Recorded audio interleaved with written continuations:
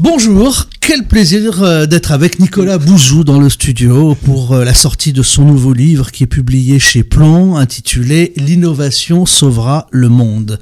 Nicolas Bouzou, on n'a pas envie de vous présenter tellement maintenant, vous avez fait de multiples apparitions médiatiques au cours de ces dernières années. Vous êtes économiste, vous êtes le créateur du cabinet Asterès, une société d'analyse économique et de conseil, qui a notamment travaillé dans notre région il y a quelques années sur l'attractivité et le développement économique de la Baule, notamment sous l'angle touristique. Et vos multiples livres sont des succès de librairie. Vous avez deux types d'ouvrages dans vos démarches. Il y a à la fois des publications ou des livres qui sont très techniques, qui s'adressent à un public très averti, où là, Nicolas Bouzou reste au-dessus des nuages, et parfois vous laissez l'avion atterrir et vous vous adressez dans un langage beaucoup plus simple au grand public, une sorte d'évangélisation de la matière économique. C'est ce qu'on décèle dans toute votre carrière littéraire. Et ce livre, L'innovation sauvera le monde, mêle pour la première fois finalement un peu les deux. Il y a des parties qui... aux personnes les plus cultivées en matière économique vont les passionner, vont leur permettre d'affiner leur réflexion, vont leur permettre d'apprendre beaucoup de choses. Et il y a des parties pour les personnes les plus initiées sur le plan économique. C'est un rappel, mais qui vont apprendre beaucoup de choses à celles et ceux qui n'ont pas suivi toutes ces évolutions technologiques. C'est la première fois, voilà, finalement, que ce livre mélange ces deux publics. Il était important de le faire parce que vous nous rappelez, on revient sur cette crainte de l'innovation. Vous nous dites qu'il ne faut pas avoir peur de l'innovation.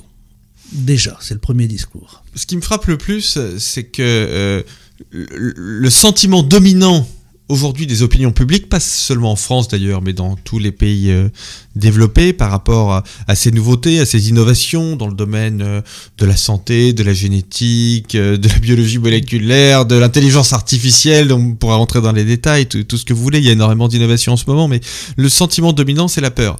Et ça, c'est quelque chose qui est assez original au regard de l'histoire. Si vous prenez la grande vague d'innovation qui a précédé celle que nous connaissons, qui était donc ce qu'on appelle la révolution industrielle, au tournant du 18e et du 19e siècle, le sentiment dominant, c'était une espèce de foi aveugle et naïve dans l'innovation. C'était l'idée selon laquelle l'innovation, le progrès technologique, allait résoudre tout seul, automatiquement, tous les problèmes qui se présentaient au monde, les problèmes de pauvreté, mais les problèmes moraux aussi. Il y avait cette idée un peu naïve selon laquelle le progrès technologique allait déclencher du progrès économique, qui allait déclencher du progrès social, et qui allait même déclencher du progrès moral. Tout ceci s'est fracassé contre la Première Guerre mondiale et contre les guerres du XXe siècle.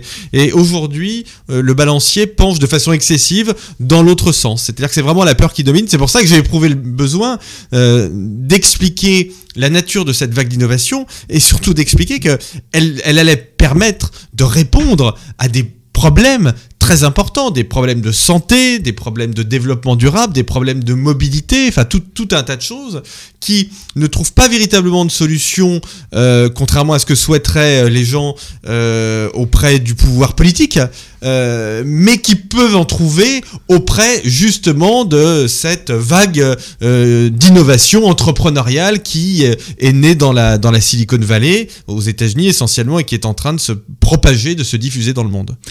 Alors, pourquoi cette peur aujourd'hui? Peur qui n'existait pas lors des précédentes vagues d'innovation. Première explication que l'on pourrait poser, peut-être parce qu'on est dans la mondialisation, mais en réalité, la mondialisation a toujours existé. Et vous rappelez à un moment dans votre livre, Nicolas Bouzou, que elle a peut-être commencé lors de la Grèce antique, on va dire, lorsque le producteur d'huile d'olive vendait son amphore d'huile d'olive fermée, qui partait par bateau et qui allait être acheté à Rome. Il la vendait pour la première fois à un inconnu. Hein. Il ne savait pas qui allait acheter. Voilà, ça partait.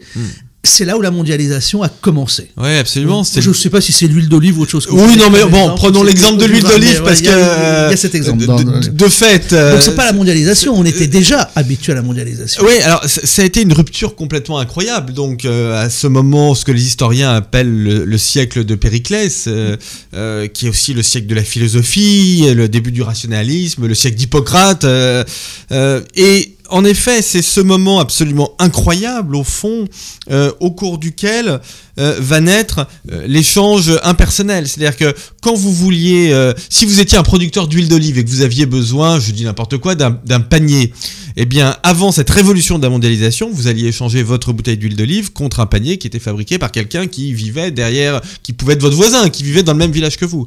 Après l'essor du port du Pirée, notamment à Athènes, à proximité d'Athènes, eh bien, vous allez envoyer, exporter votre bouteille d'huile d'olive, peut-être très loin, de l'autre côté des rives de la mer Égée, de la mer Méditerranée, Rome, Jéricho, etc. Et vous allez vous faire payer en or, peut-être à crédit. Comme vous livrez loin, vous allez souscrire un contrat d'assurance. Donc vous voyez, c'est le début de la monnaie, c'est le début de la banque, c'est le début de l'assurance, c'est le début de l'échange lointain, et tout ceci s'est produit en moins d'un siècle. Donc c'est une rupture absolument extraordinaire.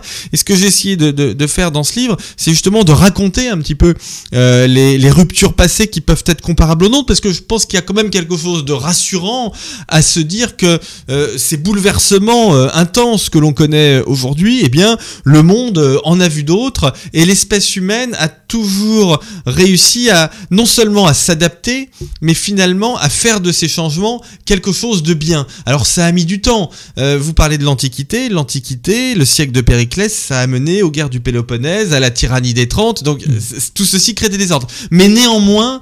l'homme s'est toujours adapté à cela. Ouais, c'est même plus que ça. Il s'y est adapté, mais il en a fait un progrès. Et il faut qu'on réussisse à croire à cela de nouveau. Alors, si ce n'est pas la mondialisation, on a expliqué pourquoi. Est-ce que ça peut être aussi le facteur peur de l'autre et de l'inconnu? Mais en réalité aussi, là, c'est pas dans votre livre, mais quand on se plonge dans les histoires d'Averroès, de Marco Polo, qui va chez Gengis Khan, etc.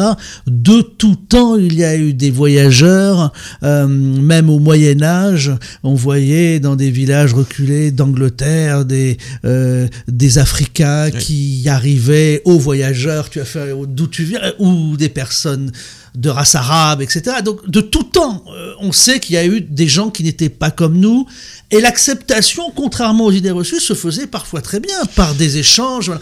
Donc, c'est pas ça. Non plus. Alors, mon explication, si vous voulez, je l'esquissais un petit peu tout à l'heure, c'est le XXe siècle. C'est-à-dire que l'Europe, en particulier, a payé au XXe siècle pour savoir que l'innovation, ça pouvait être bien, mais ça pouvait être mal. C'est-à-dire que l'innovation ou la technologie, c'est neutre en soi. Si vous n'avez pas une philosophie qui l'oriente du bon côté, ça peut faire le mal. Et je crois que c'est très exactement ce qui s'est passé au XXe siècle. Remettons-nous un instant dans le contexte du XIXe siècle. Vous avez beaucoup de croissance économique, une baisse de la pauvreté, augmentation de l'espérance de vie. Stefan Zweig raconte très bien ça. Il raconte très bien que on voit dans les rues de Vienne comme les hommes et les femmes sont épanouis, beaux et belles, sportifs, etc. Donc c'est cité dans le livre. Mais oui, mais parce que Zweig explique très bien la façon dont on perçoit simplement avec ses yeux, même sans y réfléchir, à la fin du 19e siècle, on la voit, cette amélioration. Et au fond, tout le monde se dit, mais ça y est, nous sommes entrés dans une ère d'opulence et de paix qui durera. Et puis arrive la Première Guerre mondiale. Et ce que montre la Première Guerre mondiale, c'est que avec la chimie, vous pouvez faire des choses absolument extraordinaires. Vous pouvez faire des usines pour produire à bas coût des vêtements, des meubles, etc. Mais vous pouvez aussi faire le gaz moutarde dans les tranchées. La Deuxième Guerre mondiale va vous montrer qu'avec la radioactivité, vous pouvez faire de l'électricité, vous pouvez soigner des cancers, mais vous pouvez aussi faire des bombes nucléaires. Et vous savez, Yannick, on a célébré, en quelque sorte commémoré plus exactement, la fin de la Deuxième Guerre mondiale et la libération des camps de concentration. Et j'ai regardé, comme vous, sans doute, un certain nombre de reportages. Et il y a une expression qui revenait souvent et qui m'a beaucoup frappé quand on parlait des camps de concentration, c'est le terme « usine de la mort ». Usine de la mort. Vous vous rendez compte comme c'est chargé dans Usine de la mort. Donc on parle de la pire des choses qui soient arrivées à l'humanité. Dans Usine de la mort, vous avez l'industrie, vous avez le capitalisme, vous avez l'organisation, vous avez le rationalisme, vous voyez, et tout ça accolé à l'idée de du pire crime que l'Europe ait connu tout au long de son histoire. Et je pense que ces deux guerres mondiales, on pourrait ajouter, j'en parle pas dans le livre parce que j'y ai pensé après, mais des catastrophes du type Tchernobyl aussi, ont montré au XXe siècle que l'innovation pouvait être destructrice pour l'humanité. Mais aujourd'hui, finalement, le sentiment qui domine dans l'opinion publique, c'est que l'innovation est en soi automatiquement destructrice pour l'humanité. Et ça, c'est faux. C'est faux, et c'est là où j'en reviens à mon point central. Mais non, il ne faut pas, j'en reviens à mon point central, c'est que l'innovation, elle est neutre. Ça peut servir à faire un grand mal, mais ça peut servir aussi à faire un grand bien. Et ce que j'explique, c'est que des maux qui affectent l'humanité. Je prends un exemple extrêmement concret. Moi, je travaille beaucoup sur l'économie de la santé. Aujourd'hui, l'une des maladies qui tue le plus dans le monde, c'est le cancer. Mais aujourd'hui, grâce à ces innovations, nous faisons des progrès absolument extraordinaires dans la lutte contre le cancer. À tel point que mon ami Laurent Alexandre, qui est quelqu'un qui est sérieux, qui n'est pas drôle, explique que à l'horizon de 15 ans, sans doute, nous aurons rendu cette pathologie, dont malheureusement on meurt encore de moins en moins, mais on meurt encore, nous l'aurons rendu chronique dans 15 ans. Ça vient pas de nulle part. C'est le résultat de l'innovation. De la même façon que je pense qu'il existe aujourd'hui un phénomène de réchauffement climatique auquel il faut faire très attention, mais la solution au réchauffement climatique, c'est pas la décroissance, qui est une impasse anthropologique.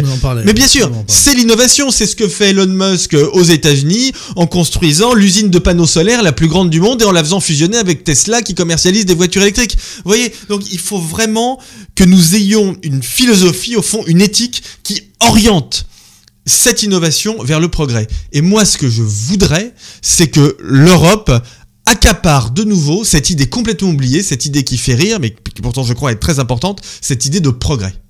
Pour rester dans le secteur de la santé et l'innovation, l'innovation, ça a été les antibiotiques à un certain moment. Sûr. Et maintenant, on nous explique que à cause des antibiotiques, le corps humain n'est plus protégé, qui seront inefficaces dans quelques années. Oui, mais parfois l'innovation peut conduire à la... Bien sûr, si elle est mal utilisée, mais en même temps... Parce qu'on en a trop abusé. On en a trop abusé. Et vous avez raison, l'exemple des antibiotiques est très bon. Mais je vais vous prendre un autre exemple qui est un peu un contre-argument par rapport à ce que vous dites. La question des vaccins. Moi, je suis quand même très agacé de voir que vous avez aujourd'hui, y compris des médecins qui critiquent, qui dénoncent les adjuvants qui sont incorporés dans certains vaccins. Le résultat de tout ça, c'est que la couverture vaccinale en France, elle diminue.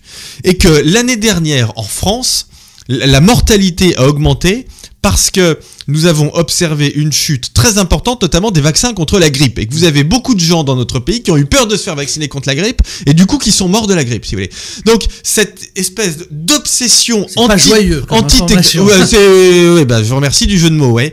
Mais cette espèce d'obsession...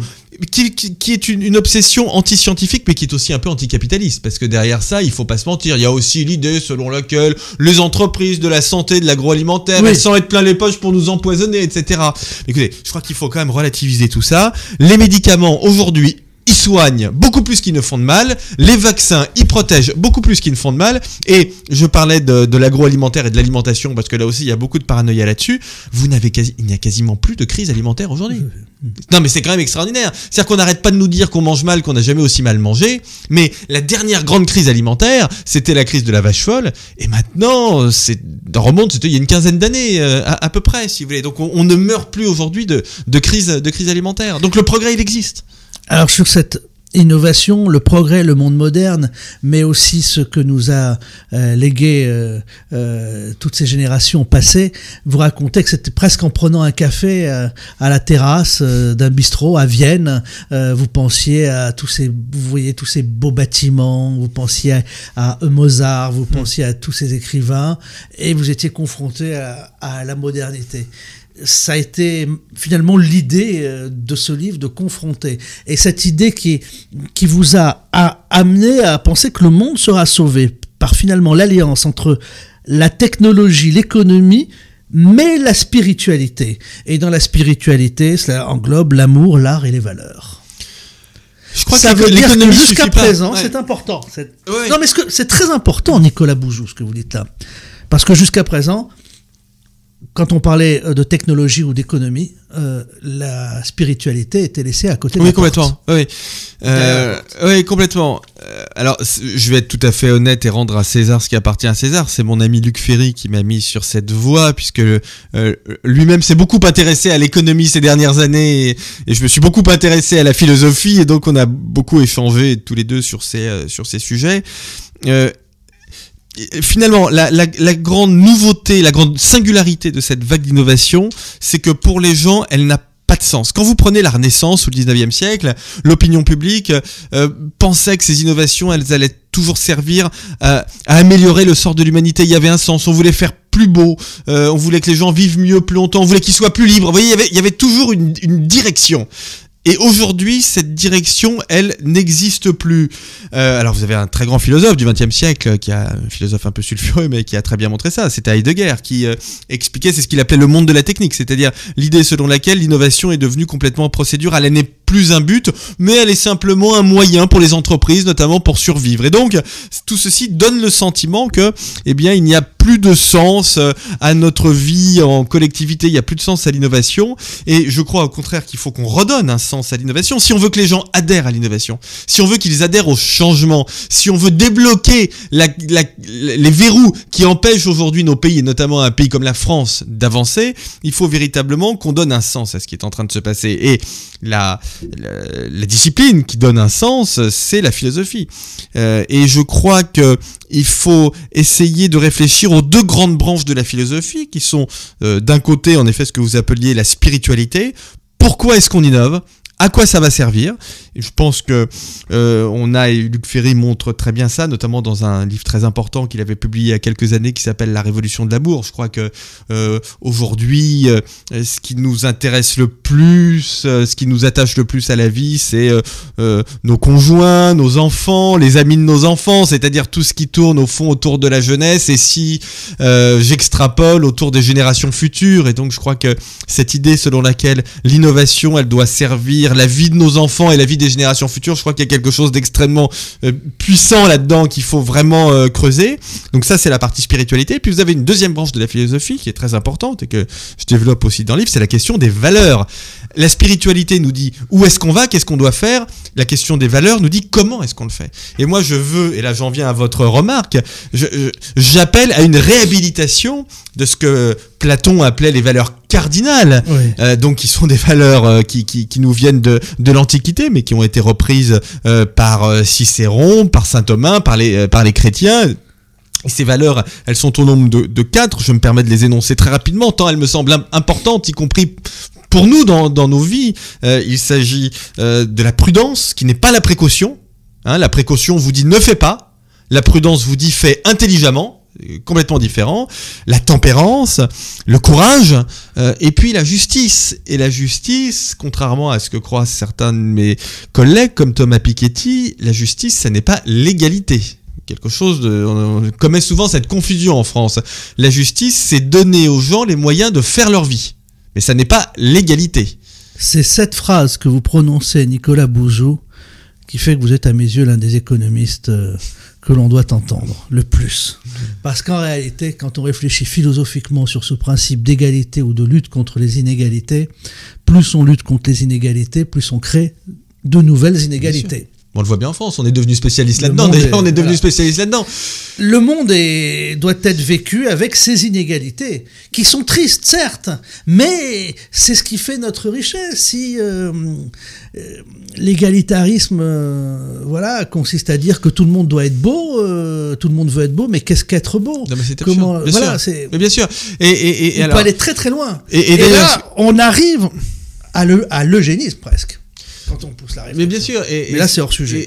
Mais ce que je dis d'ailleurs sur l'égalité, est quelque chose c'est une réflexion de fond qui vient d'un très grand philosophe des années 70, qui s'appelait John Rawls, qui est le fondateur des théories modernes de la justice, qui expliquait que la justice, pour reprendre un langage très contemporain, c'est l'ascenseur social. C'est ça le sujet. Le sujet qu'on devrait traiter en France, c'est le sujet de l'ascenseur social. Et l'ascenseur social, ça nous ramène à des questions extrêmement pratiques de flexibilité, de formation, d'entrepreneuriat. Et ça m'amène à dire d'ailleurs que la flexibilité, tant décriée dans notre pays, elle est bonne du point de vue économique, mais elle est bonne du point de vue moral. La flexibilité sur le travail, sur le marché du travail, c'est quelque chose qui est bon du point de vue moral. Permettre à des gens d'être recrutés par des entreprises qui peuvent les embaucher facilement, mais les licencier aussi facilement parce que la nature du contrat de travail le permet, c'est-à-dire donner une très grande fluidité au marché du travail, ça n'est pas seulement une exigence économique pour nous libéraux, puisque je me définis quand même comme un économiste libéral, c'est aussi une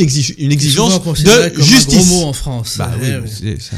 Alors, vous revenez sur un point qui est très important, et c'est là que j'aimerais approfondir cette question avec vous, Nicolas Bouzou. On parle de votre livre « L'innovation sauvera le monde ». Avec cette phrase: les individus qui savent profiter de cette période s'enrichissent considérablement, alors que ceux qui ne veulent pas s'adapter risquent le déclassement. Certes, on est tous d'accord, c'est une phrase qu'on retrouve dans tous les magazines, dans tous les magazines. Et voilà, et c'est là où il y a vraiment ce point d'interrogation. Est-ce qu'on peut être aussi formel là-dessus? Parce qu'en réalité, et c'est là où il y a cette injustice, on va vraiment parler, et ce clash finalement qui intervient, c'est que je vais prendre un exemple. On serait à l'époque du pouce-pouce ou du tchouk-tchouk, où la personne est à vélo ou court avec son passager. On dit que courir avec un passager derrière ou faire du vélo, c'est fini. On a inventé le moteur à essence. Vous prenez des automobiles et vous transporterez les passagers par automobile. Ceux qui ne savent pas s'adapter risqueront le déclassement, c'est-à-dire ceux qui voudront continuer de résister. Mais on offre intellectuellement à travers cette phrase à chaque personne a la possibilité de rentrer dans le siècle nouveau en abandonnant son vélo et en passant à l'automobile. On pourrait faire le même exemple à l'infini. Imaginons que demain, plus personne ne mange de viande et qu'il y ait des bouchers qui résistent, mais que tout le monde mange du poisson. On pourrait dire, les bouchers ne savent pas s'adapter, vendez du poisson, devenez poissonnier. Chacun peut devenir poissonnier. Mais le monde actuel fait que, on va prendre l'exemple des fleuristes. Celui qui sait s'adapter, c'est celui qui va ouvrir une grande boutique de fleurs en ligne. Et celui qui ne sait pas s'adapter, c'est le fleuriste qui résiste au coin du quartier. Mais celui qui réussit, c'est celui qui va ouvrir sa grande boutique en ligne et qui va détruire 1000 fleuristes de quartier. Et chaque fleuriste de quartier n'aura pas la chance de passer la transition vers la modernité en devenant lui-même le patron de son Amazon, en quelque sorte, de fleurs. Alors qu'avec les exemples que je vous ai donnés précédemment, chacun pouvait devenir acteur du nouveau monde. Vous avez entièrement... Non mais le problème que vous mettez en lumière, à mon avis, est le problème principal qui va se poser à nous ces 10 ou 15 prochaines années. C'est ce que les économistes appellent la destruction créatrice. Donc ce terme de destruction créatrice, ce concept... On en détruit 1000, on en crée un qui va vivre très bien, qui va être milliardaire. Je sais pas, c'est pas évident. Honnêtement, je pense que le débat est ouvert. Bon, ce qui est clair, c'est que ce mécanisme de destruction créatrice, on va le connaître à la puissance 10 ou 100 ces prochaines années. Après, moi, je pense que vous avez aujourd'hui des gisements absolument extraordinaires de nouvelles activités, de nouveaux emplois qui peuvent être créés. Je suis pas entièrement convaincu par votre exemple du fleuriste. Je le comprends bien du point de vue intellectuel, mais je suis pas sûr qu'il n'y ait pas une complémentarité entre des chaînes de fleuristes qui soient très présentes sur Internet et le fleuriste de quartier, justement, qui apportera quelque chose de différent. Et vous savez, la chaîne va lui prendre 30% de son chiffre d'affaires. Regardez Yannick, ce qui s'est passé avec les boulangeries. On a ce débat depuis très longtemps. Quand les supermarchés ont commencé à vouloir vendre du pain, ou les hypermarchés ont commencé à vouloir vendre du pain, on s'est dit c'est la fin des boulangeries. Et les boulangers sont une profession qui a formidablement su se réinventer. Et les boulangeries en France marchent très bien. Vous parliez des bouchers. Alors c'est vrai qu'on consomme de moins en moins de viande. Ça, vous avez tout à fait raison, mais les boucheries marchent aussi bien. Donc, moi, je pense que là aussi, c'est un peu mon surmoi libéral qui parle, mais je suis quand même toujours très confiant finalement. Ouais, dans l'esprit d'entreprise et dans l'esprit d'adaptation, à partir du moment où, d'une part, on le laisse s'exprimer, ce qui n'est pas toujours le cas en France, et à partir du moment, d'autre part aussi, où on l'encourage. Et là, on a évidemment des sujets d'acculturation, d'éducation, auxquels il faut qu'on réfléchisse sérieusement. Cela dit, là où vous avez raison, c'est qu'il y a des jobs qui vont disparaître ces prochaines années. Je prends toujours l'exemple de la voiture. Je pense que la voiture sans chauffeur va se développer relativement rapidement ces 15 ou 20 prochaines années. Ça veut dire qu'on aura moins de chauffeurs de taxi, moins de chauffeurs de VTC, moins de moniteurs d'auto-école et même beaucoup moins de conducteurs de poids lourds. Et donc ces gens-là, il faut leur dire quelque chose. Les individuels vont changer. Voilà, et peut-être que grâce à cela, si vous avez une voiture automatique, un vendredi soir, vous pouvez vous programmer pour venir passer un week-end à la Baule, peut-être plus souvent que vous ne le feriez si c'était en train ou en voiture en conduisant, parce que vous allez pouvoir passer vos appels téléphoniques, travailler, répondre à vos mails pendant le trajet en étant chez vous, dans votre cocon. Et donc vous voyez, et il y aura plus d'hôteliers ici peut-être. Et ben voyez, et plus de restaurants. Donc on est d'accord. Donc on peut donc on va recréer des activités. Et si je puis être un peu scandaleux, ça me permettra aussi peut-être de boire 1 ou 2 verres de vin. Et donc ce sera bon aussi. C'est pas scandaleux. Ah non, mais aujourd'hui ça n'est pas possible quand on conduit. On a le droit à 1 ou 2. C'est ce que je voulais dire. Ah non, c'est possible. Ah non, Nicolas, on a le droit à 1 ou 2 quand même. On n'est pas à taux zéro là quand même. Ah non. Mais en tout cas, avec les voitures sans chauffeur, on pourra sans problème. Voilà. Mais pour l'instant non, parce qu'il paraît qu'il faut reprendre quand même le volant pour l'instant. Automatiquement. Alors voilà. De rêve, vous avez cité ce fait il y a quelque temps, avec cette phrase, un élargissement du monde extérieur provoque une profonde transformation du monde psychique. C'est extraordinaire. Elle est belle cette phrase. Il la cite dans sa biographie d'Erasme, donc il l'applique à la Renaissance. Alors, on a longtemps été habitué à une progression en escalier. Comme on monte à l'escalier, ce qu'on appelle la loi de Moore. Et la loi de Moore, ça va plus que l'escalier, parce qu'en réalité, plus on monte vers le haut, plus on court vite. Voilà, c'est ça la loi de Moore. Voilà, on va de plus en plus vite. Et tout ça va être effacé, on va aller encore vers l'inimaginable. Oui, on va vers l'inimaginable. Il faut bien comprendre que aujourd'hui, les entrepreneurs qui sont en train de changer le monde, ils sont dans la Silicon Valley. Et les entrepreneurs de la Silicon Valley ont 2 objectifs qui sont liés. Premier objectif, nous faire vivre beaucoup, beaucoup plus longtemps. Et deuxième objectif, faire de nous une espèce interplanétaire. Je suis pas dans la science-fiction, je suis en train de vous parler des gens qui dirigent les entreprises les plus puissantes du monde. Non, mais que l'on soit bien clair, je suis pas en train de vous parler d'auteurs de science-fiction esselés dans leur chambre d'adolescence. C'est pas de ça dont il s'agit. D'un côté, vous avez ce que l'on appelle le transhumanisme, c'est-à-dire l'idée selon laquelle les progrès de toutes ces technologies dont je parle dans le livre, les nanotechnologies, l'intelligence artificielle, l'imprimante 3D, la robotique, tout ceci va nous permettre de vivre beaucoup plus longtemps. Ça va nous permettre de vivre beaucoup plus longtemps pour 2 raisons. D'une part, parce que nous allons lutter beaucoup plus efficacement contre les maladies. Mark Zuckerberg, le fondateur de Facebook, vient d'investir 3 milliards de dollars dans sa fondation pour éradiquer la plupart des maladies à l'horizon 2100. Microsoft nous a dit il y a quelques semaines que sa priorité stratégique pour les 10 prochaines années, c'était la lutte contre le cancer. Donc on voit qu'aujourd'hui, on a une accélération de la lutte contre les maladies. Mais même si on soignait toutes les maladies, imaginez Yannick qu'il n'y ait plus aucune maladie, que l'on puisse guérir toutes les maladies, eh bien c'est absolument tragique, mais nous mourrions quand même. À 120, 122 ans à peu près. Assez forte pour nous en recréer une nouvelle. En plus. Mais à 120, 122 ans, parce que malheureusement nous vieillissons. Oui. Et donc non seulement on doit lutter contre les maladies, mais on doit aussi lutter contre le vieillissement. Et donc ça c'est le grand projet des entrepreneurs de la Silicon Valley. Nous faire vivre très très très longtemps.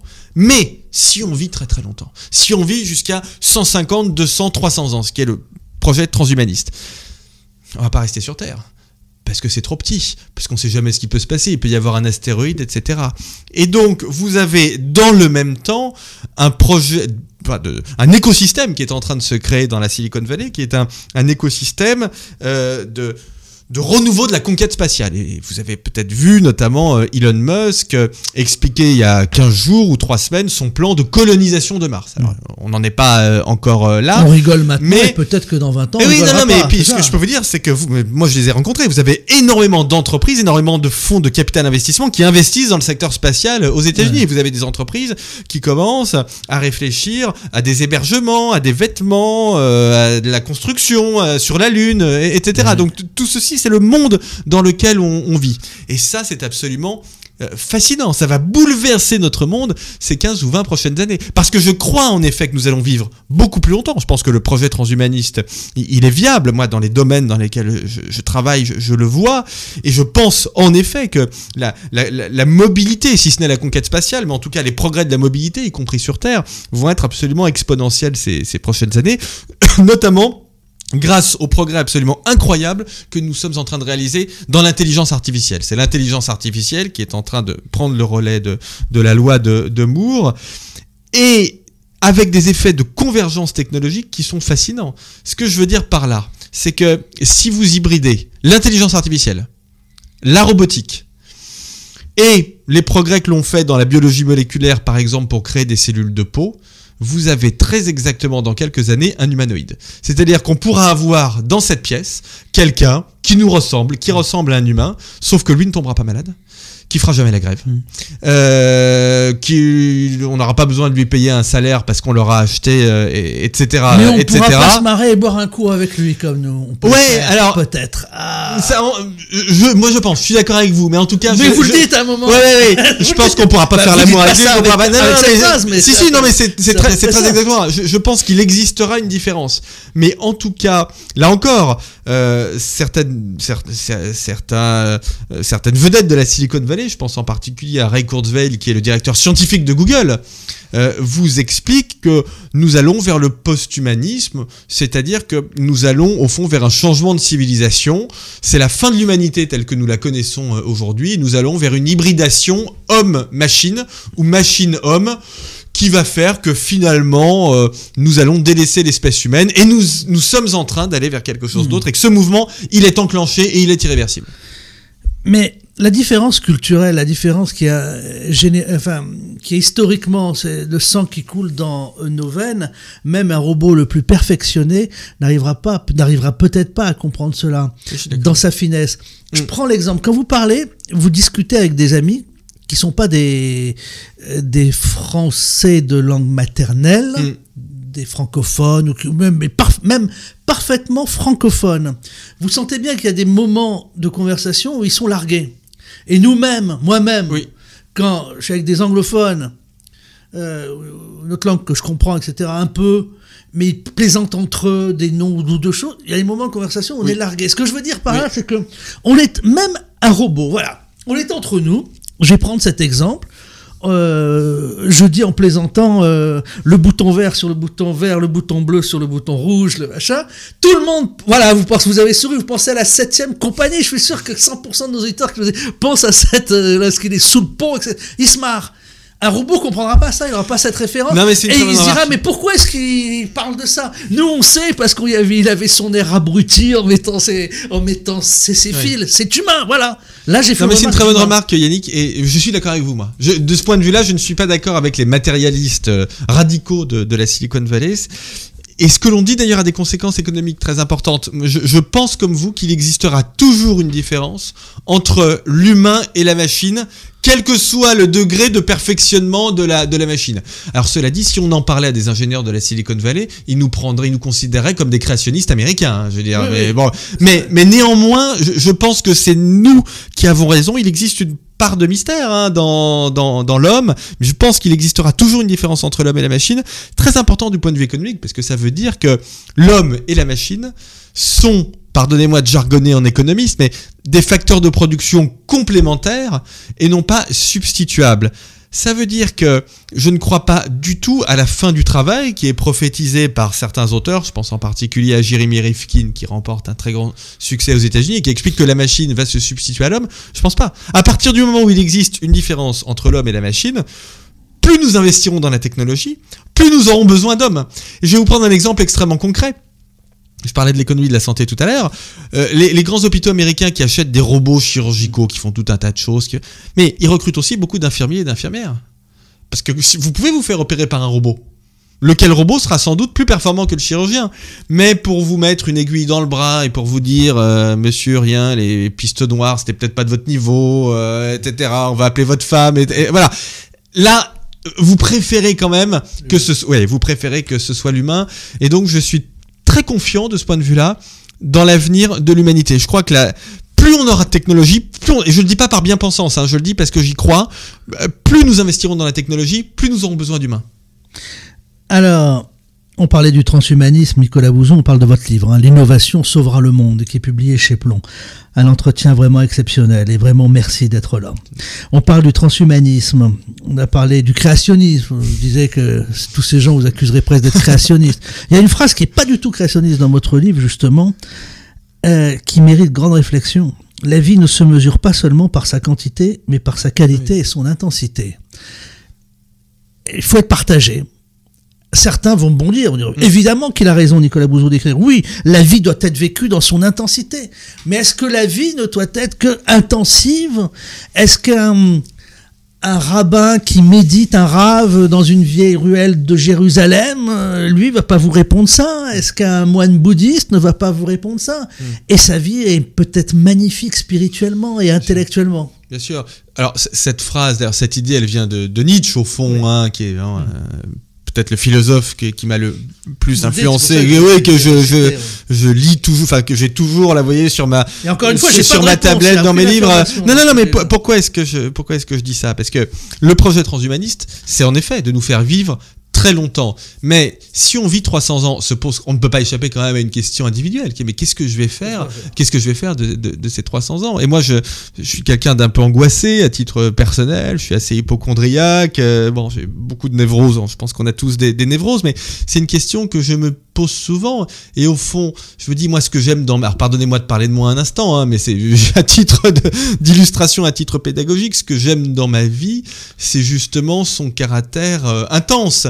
Et souvent, je me dis, bon, peut-être qu'il m'arrivera malheur et que je mourrai relativement tôt, mais bon, voilà, j'ai quand même eu une vie extrêmement riche parce qu'elle est très intense. Et donc, je pense que, au fond, la question qui est derrière tout ça, c'est la liberté. Et c'est d'ailleurs ce que disent les transhumanistes. Ils disent, nous, on va vous permettre de vivre jusqu'à 300 ans, et bien, ce sera à vous de choisir ce que vous en faites. Et certains transhumanistes, je pense à Nick Bostrom en Suède, vous dit même, si vous voulez vous tuer, tuez-vous, c'est l'ultime liberté. Le suicide est l'ultime liberté. Mais après, il m'est arrivé d'aller à un enterrement, une personne qui a disparu un peu jeune, mais on sait, les gens disaient entre eux, heureusement il s'est bien éclaté. Oui. Voilà, non, il en a profité. Quoi. Voilà. Bien sûr, je crois que c'est très juste. Et vous savez très bien qu'il n'y a rien de plus triste quand vous allez à un enterrement que de vous dire, cette personne, elle a loupé sa vie. C'est ça la vraie tristesse. C'est ça la vraie tristesse. Et oui, Nicolas Bouzou. Alors, il y a toute une partie, évidemment, sur cette crainte, sur ce qui arrive dans ce mouvement anti-innovation dans le monde qui vient par différents extrémistes, un peu comme des galaxies qui se rencontrent ou qui sont éloignées, parfois. Mais il y a quand même une finalité dans tout cela, c'est frapper les sociétés ouvertes et leur infliger des blessures longues à cicatriser. C'est-à-dire qu'il y a toujours un mouvement de vouloir revenir vers le Moyen-Âge. Toujours, on le voit très bien historiquement. C'était mieux avant. Oui, alors, bon, moi c'est mon combat personnel, il est tout entier orienté vers ça, c'est-à-dire cette idéologie, cette véritable idéologie qui domine d'ailleurs le débat intellectuel et médiatique, qui consiste à dire c'était mieux avant, il y avait moins d'insécurité, il y avait moins de guerre, il y avait moins de terrorisme, il y avait moins d'illettrisme, il y avait moins de chômage, etc. Tout ceci est faux. Si vous dites ça dans les rues de Casablanca, de Dakar ou de Conakry, on ne va pas vous répondre c'était mieux avant. Bien sûr, mais en France. En France, oui. Voilà. Et même des gens que j'aime beaucoup de considération et d'amitié pour Alain Finkielkraut ou pour Michel Onfray. Mais de ce point de vue-là, ils se plantent complètement. Ça n'était pas mieux avant. Je peux mobiliser toutes les statistiques que vous souhaitez. Il n'y a jamais eu autant de pays démocratiques qu'aujourd'hui. Il n'y a jamais eu aussi peu de guerres qu'aujourd'hui. Il n'y a jamais eu aussi peu de personnes pauvres qu'aujourd'hui. Et même le terrorisme, je montre ça dans le livre, toutes les grandes périodes de destruction créatrice, ce sont des périodes de montée du terrorisme. Donc de ce point de vue-là, la période actuelle n'est pas véritablement nouvelle. L'Antiquité, je le disais il y a quelques instants, elle a mené aux guerres du Péloponnèse et à la tyrannie des 30. La Renaissance, je voudrais quand même qu'on réfléchisse à ça, je raconte ça. Florence, la ville la plus riche de la Renaissance. Imaginez, c'est l'équivalent de la Silicon Valley. Elle appelle à la fin du XVe siècle à sa tête, elle était gérée entre guillemets, c'est un anachronisme épouvantable, les historiens vont me tomber dessus, mais elle était gérée par les Médicis. Elle appelle à sa tête Savonarole, qui est une sorte de Daesh chrétien, si vous voulez. Je voudrais quand même qu'on réfléchisse à ça. Comment est-ce que la ville la plus riche de la Renaissance a pu générer en son sein une telle révolution conservatrice? Le 19e siècle, on l'a oublié, est une période de grande montée des violences et du terrorisme. Première partie du 19e siècle, les ludistes en Angleterre, la révolte des canuts en France, à Lyon. Fin du 19e siècle, on ne le dit jamais, mais le terrorisme rouge anarchiste et l'assassinat du président français, Sadi Carnot, qui a été assassiné par un terroriste anarchiste à Lyon, si je ne me trompe, en 1896. Donc, dès que vous êtes dans des périodes de changement, et j'ose prononcer le terme des périodes de progrès, vous avez une révolution conservatrice qui s'enclenche pour annihiler en quelque sorte, les effets de cette vague de modernisation, de changement. Et donc, ce que je dis, c'est que nous, qui sommes des démocrates, qui sommes des libéraux, alors à des degrés divers, hein, bien évidemment, mais nous qui aimons au fond les sociétés dans lesquelles nous vivons, nous devons absolument les défendre. Nous devons dire que nous aimons l'art de vivre en France, que nous aimons la liberté en France, que nous aimons la démocratie en France, et en Europe, oui, aux États-Unis, évidemment, mais nous devons défendre absolument ce que Karl Popper appelait la société ouverte. Et pour la défendre, nous devons lutter contre cette idée absurde du « c'était mieux avant ». Le c'était mieux avant, c'est une idée qui est fausse et en plus ça ne sert à rien, puisqu'une fois qu'on a dit c'était mieux avant, du point de vue opérationnel, ça vous apporte pas grand chose. Ce que nous pouvons faire de mieux, c'est bâtir une société qui soit encore meilleure demain. Oui. Alors, est-ce dans l'histoire du monde la première fois que ce mouvement du c'était mieux avant prend une telle ampleur, oui, et nous déstabilise autant? Je fais référence évidemment aux actes terroristes. Bien sûr, oui, c'est la première fois. Alors, ça a toujours été présent, mais disons qu'aujourd'hui, ce coffre Daesh, entre guillemets, c'est un discours, un storytelling, pardonnez-moi pour l'horrible anglicisme, mais un storytelling extrêmement performant, extrêmement cohérent, extrêmement simple pour ceux qui détestent notre société.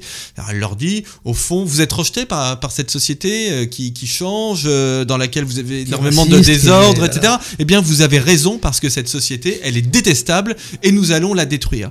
Et je suis très intéressé de lire les travaux, par exemple, de quelqu'un comme Olivier Roy, qui explique bien que les jeunes gens qui se sont attaqués à la France, au Bataclan ou à Nice ces derniers mois, étaient des jeunes qui s'étaient, au fond, radicalisés très récemment. Qui avaient un mode de vie qui n'était pas toujours un mode de vie parfaitement cohérent avec les enseignements du Coran, des jeunes qui buvaient beaucoup d'alcool, qui sortaient en boîte de nuit, etc. Et ce que veut dire Olivier Roy, je crois que c'est extrêmement profond, c'est que le problème auquel nous faisons face, c'est avant tout un problème de violence, plus que d'islamisme. Ce que je veux dire par là, c'est qu'aujourd'hui, cette violence, elle se fond dans l'islamisme, parce que l'islamisme lui offre un discours, mais si ça n'était pas l'islamisme, ça pourrait être autre chose. Vous pourriez avoir un renouveau du terrorisme anarchiste, du terrorisme d'extrême gauche, du terrorisme indépendantiste. Ça n'existe plus. Ça existait il y a quelques années en Espagne, vous aviez un véritable terrorisme. Alors, les terroristes indépendantistes de l'ETA notamment évitaient de tuer des gens, mais enfin en Irlande, ils ont tué des civils, etc. Donc nous devons faire... Alors, ne me faites pas dire ce que j'ai pas dit. J'ai pas dit que l'islamisme c'était bien en soi, et pas du tout. Il faut évidemment lutter avec les armes contre l'islamisme radical. Simplement, ce que je dis, c'est que la violence, elle est fongible et elle peut facilement basculer d'un discours à l'autre. Voilà ce que je dis.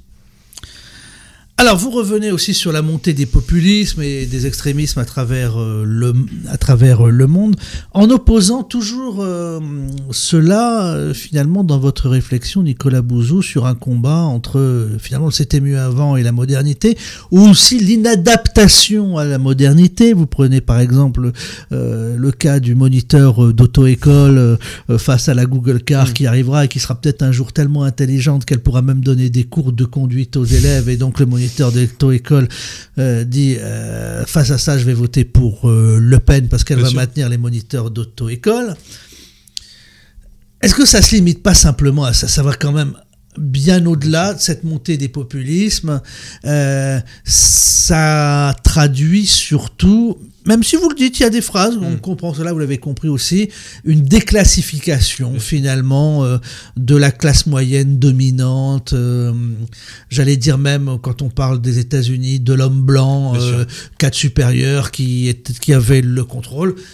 Toute cette sphère sans qu'elle passe en dessous, là, maintenant, qu'elle va descendre d'un étage, elle l'accepte pas. C'est tout. Mais je suis entièrement d'accord avec vous, Yannick, simplement, je suis entièrement d'accord avec vous. Mais pour moi, c'est le même phénomène. C'est le même phénomène, c'est-à-dire que vous avez un phénomène de mutation technologique, économique, conjugué à la mondialisation, qui génère cette baisse de la part des classes moyennes. On le voit très bien dans les chiffres. Alors peut-être un tout petit peu moins en France qu'ailleurs, mais aux États-Unis... On le voit beaucoup en France. Mais aux États-Unis, c'est très spectaculaire. C'est-à-dire que vous voyez bien, au fond, que la classe moyenne, elle est aspirée soit vers le bas, soit vers le haut. Vous avez beaucoup de gens qui faisaient partie des classes moyennes, qui tombent sous le seuil de pauvreté. Vous en avez aussi une partie, il faut pas le nier, qui est aspiré vers le haut et qui gagne plus d'argent. Ouais, mais c'est la règle des 80-20, des 90-10, c'est pas la règle du 50-50. Bien sûr, mais ce que je veux dire, c'est que au fond, ce qui génère ce phénomène, c'est l'articulation entre la mondialisation et l'innovation, qui génère ce phénomène géant de destruction créatrice et qui est en train d'assécher les classes moyennes. Par rapport à ça, vous avez deux discours. Vous avez un discours de protection, discours nationaliste, qui est celui en effet de Marine Le Pen, de Donald Trump, etc., qui dit on va vous protéger. Donc on va fermer les frontières, on va arrêter l'immigration, on va aussi mettre en place ce que le Front National en France appelle le protectionnisme intelligent. Je m'interroge toujours un peu sur la nécessité d'accoler ce qualificatif d'intelligent au protectionniste. Ça prouve qu'ils sont peut-être pas très sûrs de leur idée. Mais peut-être qu'ils ont compris que le protectionnisme n'était pas quelque chose d'intelligent et que les accords bilatéraux, ça mais bon, enfin, oui, il y a cette idée en tout cas de protéger, voilà, de protéger contre tous les types de mouvements de biens et services, mouvements financiers, mouvements de personnes. Pour des raisons dont on pourra parler, moi je suis opposé à ce type de politique, je suis favorable aux politiques d'ouverture, avec des régulations, je suis bien sûr pas quelqu'un de dogmatique, et je pense qu'il faut qu'on apporte à ces gens-là, à ces perdants de la destruction créatrice et de la mondialisation, il faut que nous, les progressistes libéraux, on leur apporte des solutions. Il faut construire un discours, il faut qu'on leur apporte des solutions. Et moi, ce que je dis à ce moniteur d'auto-école, quand j'y réfléchis, c'est que la politique publique, elle doit lui apporter des solutions. Elle doit lui apporter des solutions sous forme d'entrepreneuriat, sous forme de formation, sous forme d'aide financière aussi. Moi, je suis un libéral, mais au fond, quelqu'un qui a bossé toute sa vie, il a créé sa boîte, il a payé ses charges, ses impôts, il est écrasé par la fiscalité, etc. Moi, je veux pas qu'on le laisse tomber. Moi, je suis même prêt à ce qu'on l'aide, bien que libéral, je suis même prêt à ce qu'on l'aide financièrement. Je suis contre le revenu universel, mais je suis favorable à ce que l'on aide des gens qui veulent remonter un business, recréer une entreprise, etc. Et donc, il faut un discours. Si nous, les libéraux, nous ne produisons pas un discours à ces gens-là, mais qui n'est pas le discours, pardonnez-moi d'être un peu brutal, mais qui n'est pas le discours libéral, naïf, stupide, qui consiste à dire adaptez-vous. Et crève. Voilà. C'est pas possible. Parce que ces gens-là, vous les envoyez automatiquement vers Marine Le Pen ou vers Donald Trump. C'est pas ce que je souhaite. Alors, dans cette montée aussi, vous ne prenez pas en compte, mais là c'est hors sujet en ce qui vous concerne, parce que vous êtes économiste. Je pense que dans cette part du vote, vous avez pris uniquement en compte les aspects liés sociétaux, économiques. Vous ne prenez pas en compte les aspects liés aux faits divers, à peut-être le fait que des gens se sentent mal dans des quartiers, qu'ils se fassent insulter, il y a aussi ça aussi. Mais je suis entièrement d'accord, mais ça... Mais là on sort de... Non, mais je peux en dire un mot quand même, bien parce sûr, que c'est comme le chômage. On me dit aussi souvent... Marine Le Pen en France prospère sur le chômage, sur la sécurité, etc. À moi. Mais oui, non, mais voilà, non, mais c'est-à-dire que c'est des problèmes qu'on peut régler, ou en tout cas qu'on peut commencer à régler. Je suis désolé de le dire, mais enfin dans le domaine du chômage, on connaît quand même, on a identifié un certain nombre de politiques qui marchent. On sait bien qu'on a besoin de davantage de flexibilité. On sait bien qu'il faut recentrer la formation professionnelle vers ceux qui en ont le plus besoin. On sait bien qu'il faut faire monter en charge l'apprentissage, qu'on a besoin d'un peu moins de bacheliers et d'un peu plus d'apprentis. On sait très bien qu'il faut rendre les indemnisations chômage dégressives au bout d'un an. Enfin, moi, je peux vous faire toute la panoplie des outils qui peuvent fonctionner dans le domaine de la lutte contre le chômage. Et moi, je peux vous citer plein de métiers. L'exemple ici, où les gens bossent, où ils vous disent qu'ils ont carnet de commandes plein sur les 3 prochains mois. Et qui ne trouvent personne. Et qui trouvent personne en plus. On me le dit tous les jours. Et qui ne trouvent personne. Et parfois même des métiers sans formation. Le nombre de restaurateurs qui me disent, même un petit serveur, voilà, on n'arrive pas. Ça demande 0 formation. Enfin, ça demande 1 jour de formation. Et ils n'arrivent pas. Donc on est vraiment parfois dans la contradiction. On veut pas. La difficulté de la France, c'est d'une part une difficulté à nommer les choses. On ne peut pas dire les choses. Vous voyez, c'est très intéressant ce que vous venez de dire. Dès qu'on dit ça, dès qu'on dit qu'il y a des gens qui veulent pas travailler, des jeunes qui veulent pas travailler, le débat se déplace sur le plan moral et on nous dit « Ah, mais vous êtes des salauds de riches, vous connaissez pas la vie des gens, etc. » Mais non, ce sont des choses qui sont identifiées. Si des problèmes sont identifiés, pourquoi est-ce que je ne les mettrais pas sur la table ? Donc, difficulté à nommer les choses, et ensuite, difficulté à admettre qu'il existe des solutions. C'est pour ça que je dis souvent, la France... Si on réfléchit 2 secondes au chômage, la France a fait le choix implicite, collectif, du chômage. Parce que les solutions pour lutter contre le chômage, elles existent, mais nous les refoulons. Il y a eu tout un courant, et il existe encore, et c'est celui aussi qui crée une réaction parfois de rejet ou d'indignation, visant à jeter toutes nos valeurs, illustrées parfois même par un édito qui avait été une fois publié, je crois que c'était dans Globe il y a une vingtaine d'années. On doit rejeter le béret basque, les danses bredonnes et le biniou. Or, vous vous dites finalement, on doit rien rejeter, on doit l'englober. Ça veut dire apprendre le latin et le grec est aussi indispensable que apprendre le code informatique. Alors, bien sûr, vous n'allez pas nous remettre le grec et le latin, mais ceux qui le veulent, pourquoi pas donner quelques notions. C'est-à-dire, vous dites finalement, conservons nos racines, notre culture, sachons d'où l'on vient, et on fera encore plus facilement ce saut vers la modernité. Oui. C'est ça, c'est-à-dire qu'au fond, ce discours, il n'est pas réactionnaire. Il serait réactionnaire si l'idée, c'était de dire... On ferme les frontières. On va revenir à avant, et c'est ça. On revient qu'au grec et au latin. Mais moi, je dis l'inverse. Je dis, il faut s'appuyer là-dessus pour entrer dans l'avenir. Quel est mon raisonnement ? On entre dans un monde qui va évoluer de façon exponentielle, de plus en plus vite, et qui va demander une capacité d'adaptation, notamment aux plus jeunes, qui sera une capacité d'adaptation inédite. De quoi a-t-on besoin intellectuellement quand on va évoluer dans un environnement qui change ? On a besoin d'avoir un savoir de base culturel, en termes de capacité à comprendre, de capacité à synthétiser, de capacité à s'exprimer. On a besoin de compétences extrêmement solides. Ça veut dire qu'il faut être capable de comprendre le monde, de s'exprimer, de se situer dans le temps et dans l'espace. Si je décline cette idée en termes de discipline, sur quoi faut-il mettre l'accent, notamment à l'école et au collège ? Sur le français, les langues étrangères, au moins 2 langues étrangères, l'histoire, mais l'histoire dans sa chronologie, la géographie, et puis la culture classique. La culture classique occidentale, qu'est-ce que c'est ? C'est l'art occidental, absolument extraordinaire. C'est pour ça que je cite la musique, Bach, Vivaldi, etc. La philosophie classique, le rationalisme, etc. Et je dis d'ailleurs, je dis dans le livre, nos enfants, on peut les laisser jouer avec des tablettes ou à Pokémon Go. Moi, mes enfants jouent à Pokémon Go. Ce serait absurde de leur interdire. Et puis en plus, c'est marrant. Faut pas. C'est vraiment amusant. Mais c'est les tablettes et Vivaldi. C'est Pokémon Go et Bach. C'est les deux à la fois. Parce que les deux aspects sont complémentaires. Et permettez-moi juste de conclure là-dessus, Yannick. C'est très exactement l'inverse de ce que veut faire, de ce qu'a commencé à faire la ministre de l'Éducation nationale, notamment dans sa réforme des programmes. C'est l'inverse. Il faut faire l'inverse. Et Nicolas Bouzou, l'histoire dans sa chronologie, c'est essentiel. Bien sûr. Ça aurait permis peut-être à des gens de ne pas prononcer des phrases comme « la France est un pays de race blanche » et d'être applaudi sur Twitter par des gens, parce qu'en réalité, l'histoire chronologique aurait permis de comprendre que la Martinique et toutes ces étaient des départements français avant Nice. Voilà, ils étaient français bien avant. Vous avez tellement... Et d'ailleurs... Et ça, c'est l'histoire chronologique. Mais l'histoire, c'est la chronologie. C'est pour ça que je me suis énervé. Ça aurait permis de... L'histoire, c'est la chronologie. Et c'est très important. Et je pense que c'est très rassurant. La personne qui a dit ça, peut-être n'a pas appris l'histoire chronologique. Je pense qu'en effet, elle a quelques manques de culture générale. Mais quand vous êtes ministre de l'Éducation nationale, permettez-moi de dire que c'est quand même gênant. Mais, alors d'ailleurs, heureusement, les enseignants se défendent plutôt bien et continuent à faire de l'histoire de façon chronologique. Mais quand je fais un exposé devant des adultes qui s'intéressent à ces questions, mais mon exposé, il est aussi chronologique. Dans le livre, je commence par le passage du paléolithique au néolithique et j'arrive à aujourd'hui.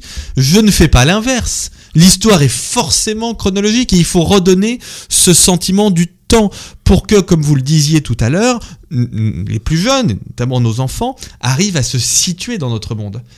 Et l'histoire doit être liée à la géographie. Moi, j'aimais beaucoup dans les programmes français, on est un peu en train de le perdre, mais ce trait d'union, l'histoire géographique, on doit apprendre les deux en même temps. Vraiment, l'idée, c'est de se situer. Il est très important parce qu'on peut même comprendre les atrocités qui ont été commises dans ces crimes contre l'humanité en les situant sur une chronologie historique, parce qu'en réalité, si un un dictateur avait tenté d'éliminer un peuple entier à travers des déportations, etc. Mais on est incapable de le situer dans l'échelle de temps, et peut-être 2000 ans avant Jésus-Christ. Oui. On se dit c'était l'époque où ils étaient tous un peu barbares.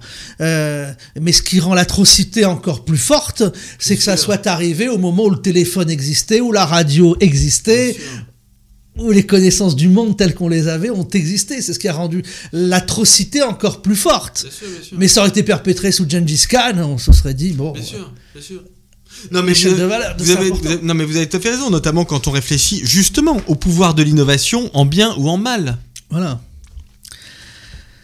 Un livre passionnant, donc avec plusieurs parties. Vous nous rappelez un peu comment un cours d'économie, l'innovation dans le monde, une analyse très pertinente sur la nécessité de cultiver cette innovation, mais avec une philosophie, j'allais dire, de développement durable, en quelque sorte. Ce développement durable, façon Nicolas Bouzou, c'est enseigner le code informatique, mais aussi le grec et le latin. Vous dites ça veut dire bien d'autres choses. Ça veut dire évidemment écouter le dernier tube à la mode, mais aussi leur en dire comment Vivaldi composait, comment Mozart composait. Voilà, évidemment. C'est publié chez Plomb, le livre événement, le dernier livre de Nicolas Bouzou. L'innovation sauvera le monde. Je vous remercie, Nicolas, d'avoir accepté mon invitation. Merci.